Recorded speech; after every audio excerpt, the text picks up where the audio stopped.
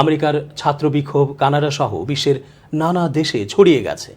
দাবি একটাই, ইসরায়েলকে শায়েস্তা করতে হবে, যুদ্ধ থামাতে হবে, ফিলিস্তিনিদের ভূখণ্ড গাজা ও পশ্চিম তীর স্বাধীন করে তাদেরকে ফিরিয়ে দিতে হবে।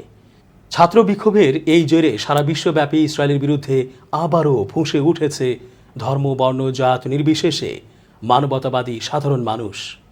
কলম্বিয়ার মহামান্য প্রেসিডেন্ট ঘোষণা দিয়ে সকল রকমের সম্পর্ক ছিন্ন করেছে ইসরায়েলের সাথে। সে দেশের সাধারণ মানুষ মান্যবর প্রেসিডেন্টের এই আদেশে যার পর নাই খুশি হয়েছেন। ফিলিস্তিনের গাজায় হামলার কারণে ইসরায়েলের সঙ্গে সব ধরনের কূটনৈতিক সম্পর্ক ছিন্ন করেছে কলম্বিয়া। স্থানীয় সময় বুধবার মানবতাবাদী প্রেসিডেন্ট গুস্তাভো পেত্রো এর একটি ঘোষণার মাধ্যমে দেশটির ক্ষেত্রে এমন সিদ্ধান্ত কার্যকর হয়। পেত্রো তার ঘোষণায় বলেন, আপনাদের সামনে প্রজাতন্ত্রের প্রেসিডেন্ট ঘোষণা দিচ্ছেন যে আমরা ইসরায়েলের সঙ্গে কূটনৈতিক সম্পর্কগুলো ছিন্ন করব।